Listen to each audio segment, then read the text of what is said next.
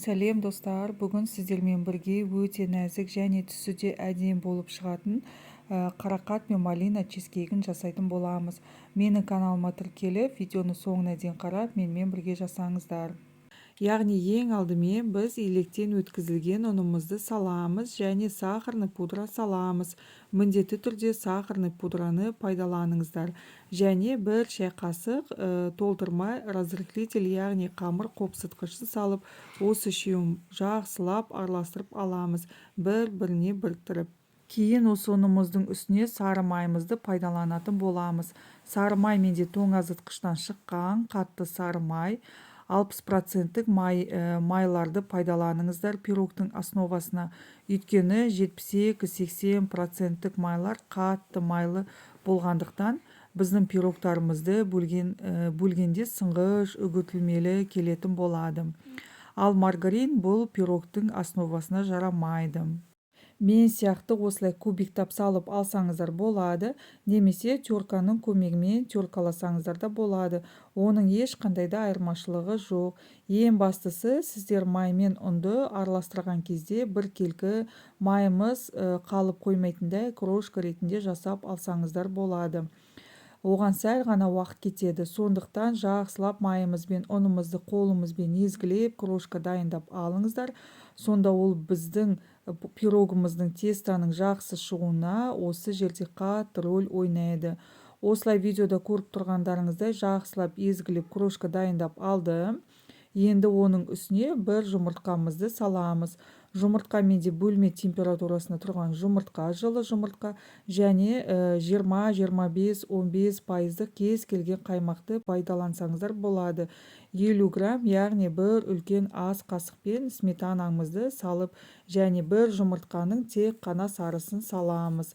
Яғни сонда бізде қамырымызға бір жұмыртқа және бір жұмыртқаның тек қана сарысы кетті. Енді осыны жақсылап жұмсақ қамыр илеп алатын боламыз. Видеода көріп тұрғандарыңыздай осылай қолымызбен қамыр илеп шығамыз. Видеода көріп тұрғандарыңыздай бізде сондай нәзік, жұмсақ қамыр болып шықты. Егерде қамырыңыз қолыңызға сәл жабысып жатса, сәл ғана ұн сеуіп жіберсеңіздер болады. Бірақ көп сеппеңіздер, онда біздің қамырымыз қаттылау қамыр болып қалады. Енді салафанға салып 20-30 минутқа тоңазытқышқа салып қоямыз. Енді чизкейгімізді дайындайтын боламыз. Таза құрғақ ыдысымызға міндетті түрде таразының көмегімен барлығын өлшеп салатын боламыз. Творожный сыр саламыз. Творожный сыр менде крем чиздікі 69%. Сіз кез келген фирманың творожный сырын пайдалансаңыз болады. Және бізге творог қажет болады. Творог менде 5% творог. Сіз кез келген творогты пайдалана берсеңіз болады. Яғни домашний творог болсын, барлық жарай береді. Және қант салатын боламыз. Өлшеп қантымызды салып аламыз және ванильді қант салатын боламыз. Ванильді қант немесе ванилин болса, ванилин пайдалана берсеңіз болады. Егер сіздерге ванилин ұнамай жатса, оны қоспасаңыздар да болады. Және бөлме температурасында жылы жұмыртқамыз саламыз. 3 жұмыртқамызды. Менде бірінші санаттық жұмыртқа, үлкен жұмыртқалар. Сіздерде егер кішкентай болса, онда 4 жұмыртқа салсаңыз болады. Және қаймақ саламыз. Магазиннің қаймағы пайдаланыңыздар, 20% қаймақ. Енді бізге қарақат пен малина қажет болады. Мен замороженный қарақат алып, оны блендерден өткізіп алдым. Ал замороженный малина болмағандықтан мен малиновый джем алдым. Енді барлығын блендердің көмегімен түйіршік қалмағанша жақсылап блендерлеп аламыз. Одан кейін бір қасық кукурузный крахмалымызды қосып жібереміз. Кукурузный крахмал алыңыздар, картофельні алмаңыздар, өйткені картофельныйдан дәмі шығып тұрады. Енді осы чизкейгіміз көріп тұрғандарыңыздай сұйық болып шығады. Енді менде пирогтың формасына осындай ашық айналмалы форманы қолданамын. Осы фольганың көмегімен астыңғы жағын бітеп алатын боламын. Жан-жағына фольганы осылай жақсылап біріктіріп аламыз. Міндетті түрде осындай форма қолданыңыздар. Сонда сіздерде чизкейкті формасынан ажыратып алу өте оңай болады. 2 қабаттап фольга салатын боламыз.